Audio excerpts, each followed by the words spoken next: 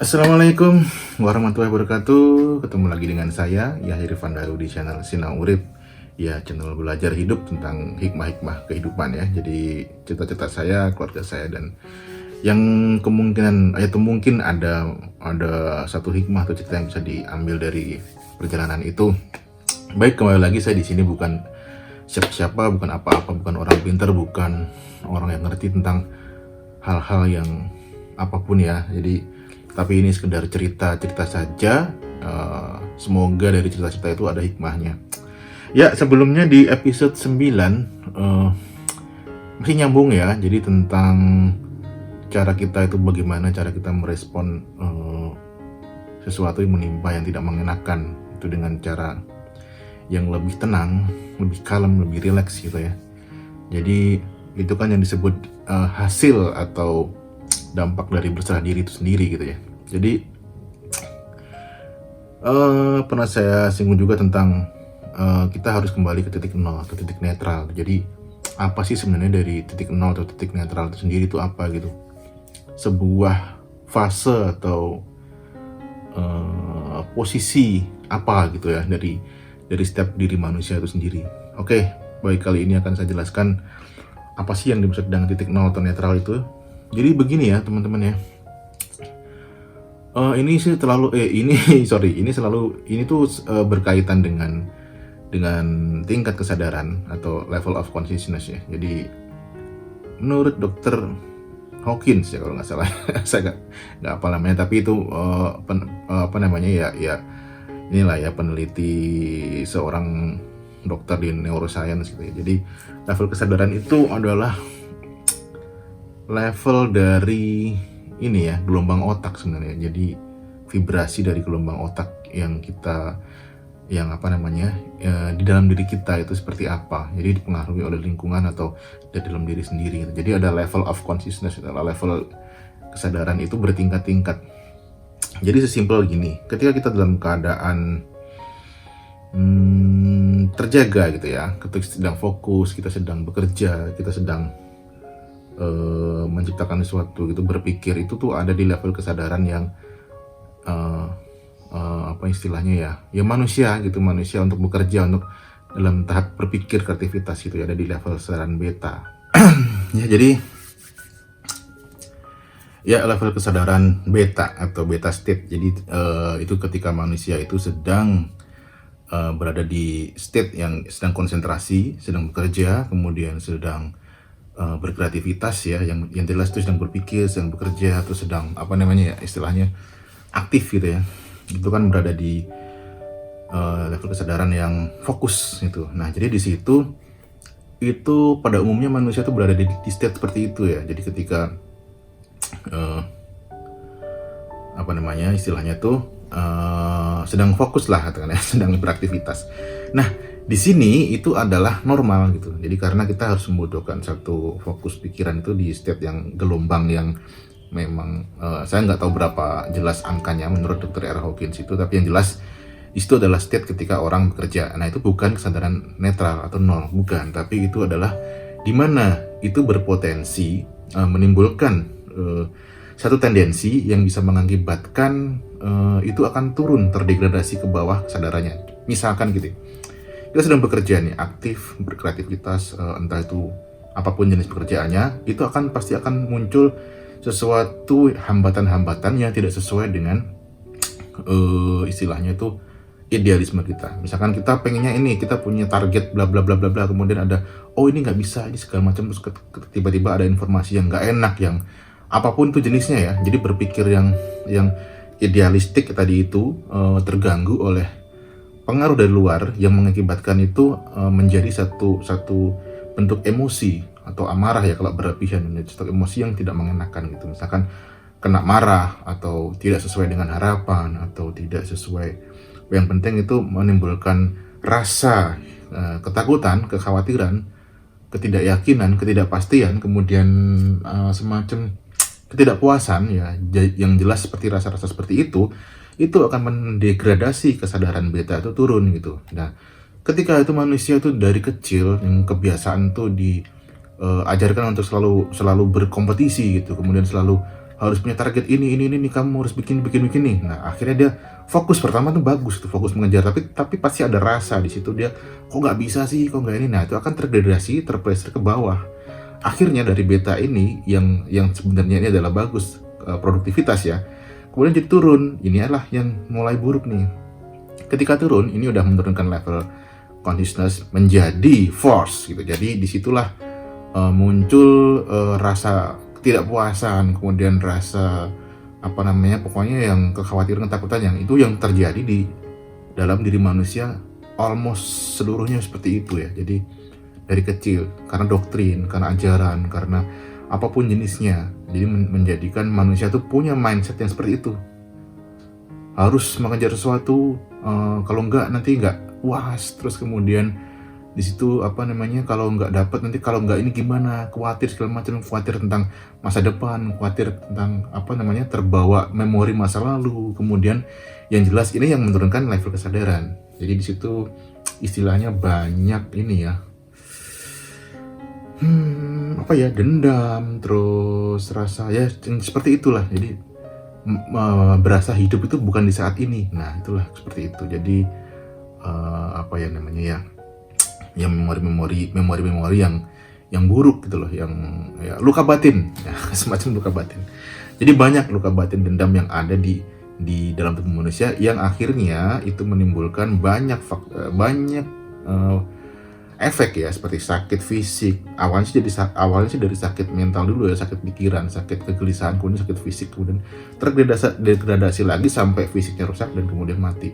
Dan ketika mati itu kesadarannya masih berada di situ. Jadi istilahnya energi yang masih menggumpal dalam jiwa itu nggak lost gitu loh. Jadi nggak berada di dalam kesadaran Tuhan tuh. Jadi ya nggak bisa balik ruhnya. Gitulah, sesimpel itu. Itu adalah jika kita dibiasakan dari level beta ini turun terus gitu loh. Nah, lalu next ya. Jadi kalau tadi beta, lalu bagaimana cara menaikkan ini minimal ke alfa? Jadi setelah beta tuh alfa ya. Jadi di alfa itu kita tuh mulai tenang, mulai ada rasa tenang, kebahagiaan, kedamaian dan lain-lain, bla bla bla. Minimal itu ada di rasa bahagia lah gitu. Jadi nggak ada rasa beban. Kita hidup di saat ini, mindfulness saat ini, terus menikmati apa yang ada sekarang, bernafas dengan tenang, dengan perlahan menikmati nafas dan lain-lain. Itu adalah latihan pertama. Jadi ketika kita menghirup nafas naik sini, pasti ketika nyampe di sini ya, nyampe di dada sampai atas itu pasti ada rasa bahagia. Coba buktikan kalau nggak percaya. Jadi ada rasa tenang, bahagia. Itu dilatih terus seperti itu. Jadi pernafasan itu adalah melatih, salah satu cara untuk melatih itu ya. Jadi menyadari nafas itu. Jadi perlahan-lahan. Makanya kalau ada entah itu ada orang marah atau ada orang yang kita meresponnya itu pertama kali dengan nafas panjang itu dulu gitu. Misalkan dengan istighfar, misalkan kayak gitu, dengan nafas panjang. Nah, itulah yang diajarkan oleh semua agama yang sudah pernah ada sampai sekarang tuh. Dulunya awalnya itu para avatar, para nabi atau para apa sebutannya itu, orang-orang tercerahkan tuh mengajarkan seperti itu. Tujuannya apa? Untuk mencari Tuhan. Nah, Tuhan itu apa? Tuhan itu adalah kesadaran di atas kesadaran delta ke atas. Jadi ini beta, produktivitas, terus alfa, kemudian ada setelah alfa ada delta, theta, kemudian udah lost. Jadi istilahnya paling enggak manusia pernah mencapai itu meskipun sedetik 2 detik. Jadi itu latihannya seperti itu ya. Jadi nggak harus sampai ke atas, tapi ke paling enggak tuh ada di kesadaran yang lebih damai, full of consciousness. Jadi menikmati hari ini. Jadi di level bahagia seperti itu. Jadi kondisinya seperti apapun itu akan direspon dengan tenang gitu. Seperti itu contohnya. Jadi bagaimana caranya untuk meraih titik nol? Satu lagi, jadi gini, kita nggak boleh selalu berpikiran mengejar gitu. Jadi bagaimana caranya lalu kita kejar, nggak akan bisa itu. Itulah, jadi mengalir caranya. Jadi kita tetap bernafas, menikmati nafas.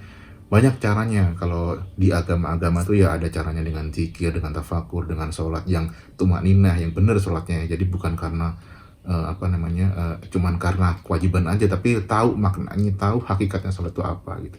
Jadi itu kalau di Islam. Kemudian ada meditasi, ada semedi, bertapa segala macam. Itu adalah latihan-latihan untuk mengheningkan mengheningkan, membeningkan, menenangkan energi yang ada di dalam seluruh jiwa ini.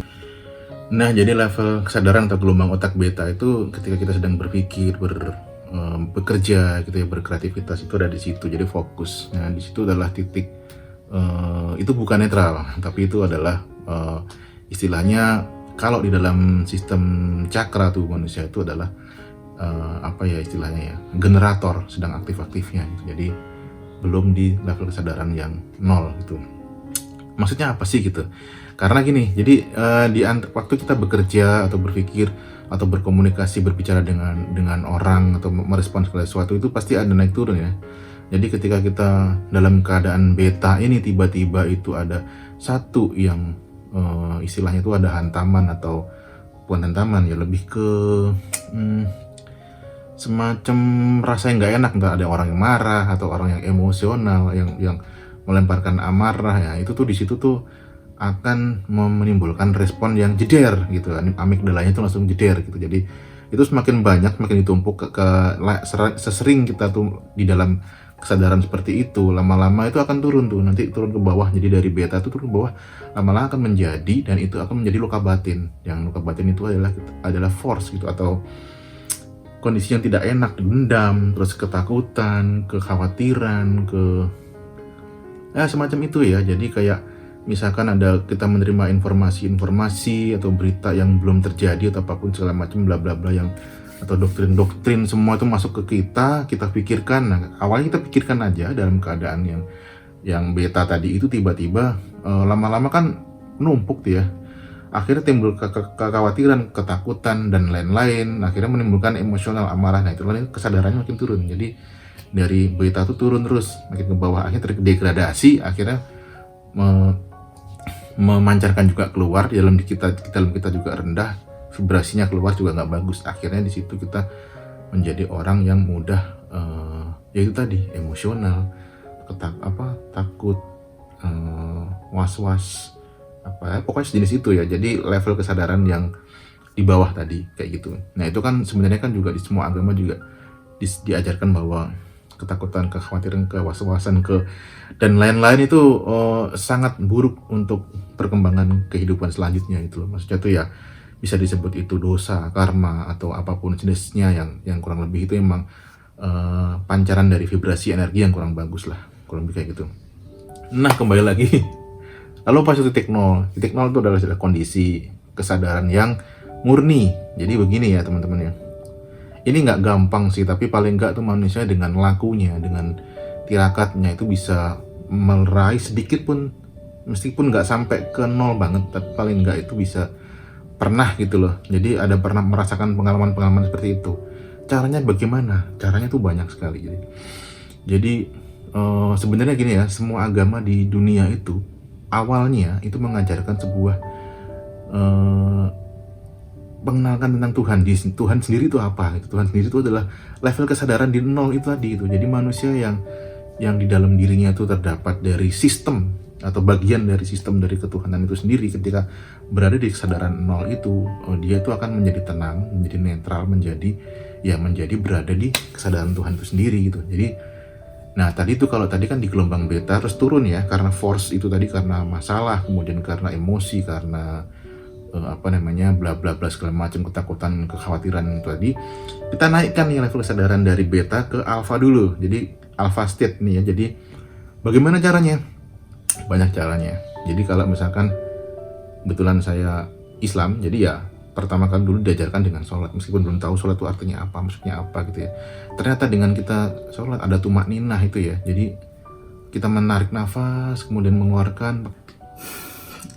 Ya, kayaknya agak terlalu rumit ya pembahasan tentang neuroscience. Jadi sebenarnya sih gini aja deh, saya bikin agak simple aja ya. Jadi kalau tadi itu tentang gelombang beta, alpha, delta, theta, dan seterusnya, tentang kesadaran, gelombang kesadaran atau level of consciousness tadi,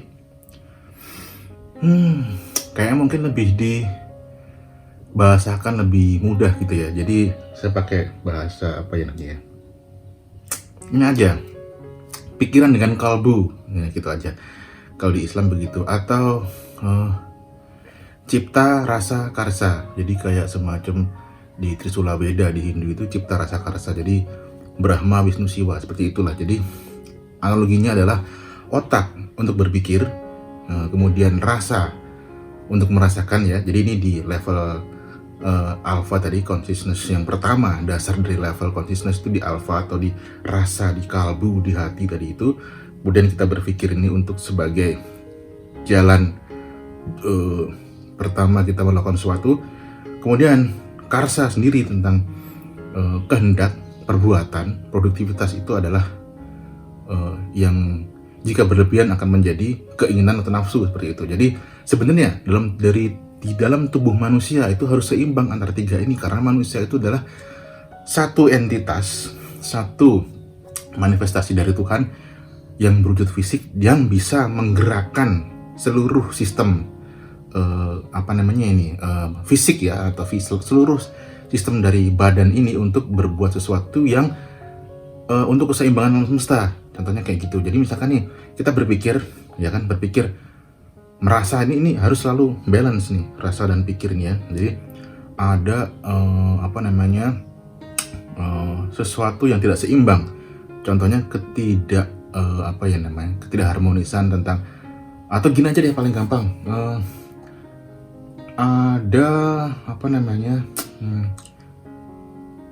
orang berjalan dari dulu ya, zaman dulu tuh orang untuk transportasi lah katakanlah, untuk berjalan itu kan butuh waktu yang panjang untuk dari tempat A ke tempat Z misalkan gitu, 100 kilo katakanlah kayak gitu. Untuk berjalan kaki itu butuh waktu berapa lama. Nah kemudian kita berpikir di sini, dan di sini merasa, jadi oh iya ya, kasihan juga ya, atau berat juga ya, seperti itu ya. Bagaimana kalau ini dilakukan dibikin sesuatu untuk banyak orang gitu ya. Dipikir di sini ajna itu akan berfungsi sebagai imajinator. Dia berkreasi ya, membayangkan, berimajinasi, dan itu juga sebenarnya udah kekuatan Tuhan maksudnya gitu. Kemudian di-download dari sini, dari mahkota tadi itu, kemudian masuk ke sini, diimajinasikan. Di sini merasakan, aku harus membuat ini karena ini ada gunanya, ada manfaatnya ini untuk banyak orang. Lalu bahwa sebenarnya yang cakra seks itu adalah sebuah produktivitas atau generator. Dia akan mewujudkan, membuat sesuatu yang namanya mobil misalkan kayak gitu, atau minimal kereta dorong, atau minimal apa dulu lah, bertahap gitu ya, akhirnya jadi pesawat terbang misalkan kayak gitu. Itu adalah produk dari manusia sebagai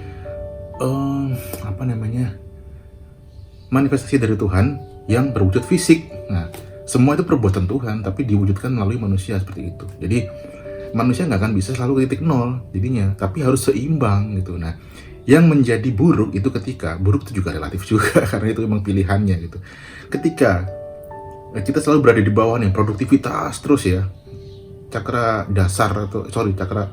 seks itu kan kreativitas, produktivitas, dan lain-lain ya. Iya, jadi ketika produktivitas tuh ya, jadi karsa atau kehendak atau keinginan itu di produktif terus gitu ya, itu akan lama-lama itu kan menimbulkan force, jadi menimbulkan ketidakpuasan lah gitu ya. Jadi kekhawatiran, ketidakpuasan, dan lain-lain, kegagalan segala macam bla bla bla, itu akan menjadi sesuatu yang menumpuk gitu, menjadi sebuah memori yang rendahan, istilahnya memori kesadaran yang rendahan. Jadi sebenarnya gini, sesimpel gini sih, analoginya gampang kok. Orang kerja terus gitu ya, ataupun terlalu bernafsu bekerja ya, bekerja tuh istilahnya banyak ya, termasuk dia menumpuk sesuatu secara materi, entah itu makan atau nafsu atau segala macam, itu akan menjadi nafsu kan, namanya kan nafsu kan ada 4 itu ya. Jadi semua itu akan menjadi force, menjadi stok energi yang di bawah terus gitu. Nah kenapa sih tujuannya ke titik nol tadi itu adalah untuk menetralkan. Jadi gini, lebih ke sini dulu ya. Sesimpel gini, orang pasti stres kan kayak gitu kan. Jadi energinya tuh di bawah terus karena stres gitu. Pasti orang butuh apa? Relax ya kan, relaksasi. Padahal relax itu sebenarnya kan cuma, relax itu efeknya apa sih? Bahagia kan ya. Bahagia, kedamaian. Nah ketika kita bernafas nyampe sini, rasanya pasti teman-teman bayangin bahagia pasti. Nah awalnya kan dari situ. Lalu bagaimana caranya biar bisa seperti itu? Ya relax tuh banyak caranya gitu ya. Ya mau healing juga boleh, mau ke gunung, naik gunung, menikmati alam sendiri segala macam, itu juga rileks. Yang hobinya seperti itu bisa healing istilahnya gitu. Itu adalah menimbulkan rasa bahagia. Ketika rasa bahagia datang, lalu semakin hening, kita akan selalu bisa sampai menuju ke netral gitu. Jadi netral sendiri itu adalah rasa ketuhanan, rasa sulit untuk dijelaskan sih, tapi itu emang sulit untuk dijelaskan dan emang sulit untuk diakses karena kita gak bisa mengejarnya. Itu datang dengan sendirinya gitu. Dan itulah yang mengobati semuanya sebenarnya, mengobati rasa-rasa kegelisahan, stres segala macam, itu akan terobati dengan ketika kita mencapai rasa itu gitu. Tapi harus dilatih terus-menerus.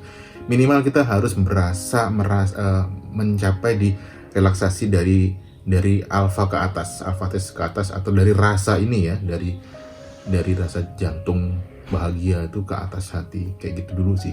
Jadi simple kok sebenarnya. Jadi kenapa orang butuh apa istilahnya itu liburan, tapi bukan liburan yang dipaksakan untuk stres lagi ya. Jadi maksudnya tuh simple kok. Jadi cuman kita duduk di bawah pohon menikmati nafas sambil minum kopi atau sambil ngerokok gitu misalkan, atau yang penting ada unsur relaksasi. Ada juga yang hobinya mungkin hobinya sholat juga bisa, tapi jangan sholat karena ingin dapat pahala atau ingin dapat reward, dapat apa yang itu termasuk force lagi.